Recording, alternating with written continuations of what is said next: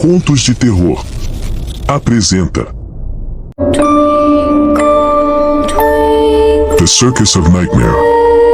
When I was 12 years old, I lived in a small countryside town where people still loved circuses. It was one of the most desired attractions back then. Unfortunately, it was very rare to have one in my town because it was so remote.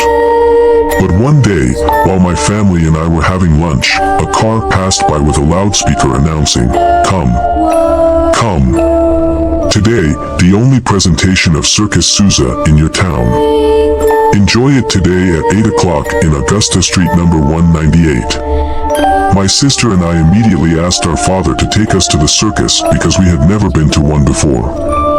That day, at 8 o'clock, we were in front of the circus waiting for the show to begin, but the circus was nothing like I expected. There were no clowns handing out balloons, no children smiling and playing around, no dancers, and no spectacle.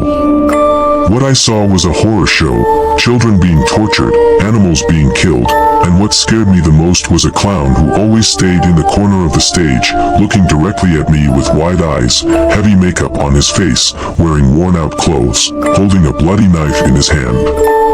We went straight home. My father said it was to be forgotten, that my mother couldn't know, but I was scared, yet at the same time very curious. I turned on my computer and searched about that circus.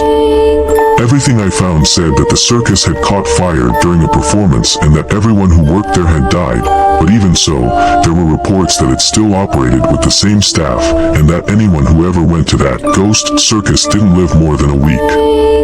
I decided to go to bed, not wanting to believe that whole story, but when I went to close the window, I could be sure that the clown from that circus was there, looking at me from across the street, but this time he was smiling.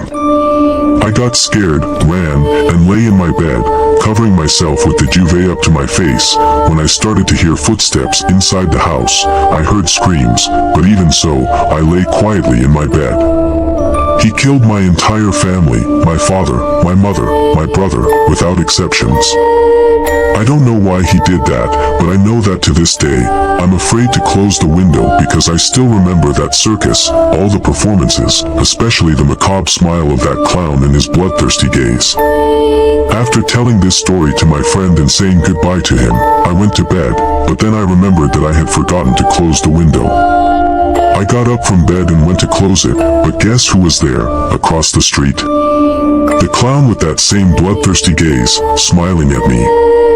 If you were shocked by this story, subscribe to the channel and activate the notification bell so you don't miss our next encounters with the unknown world of horror.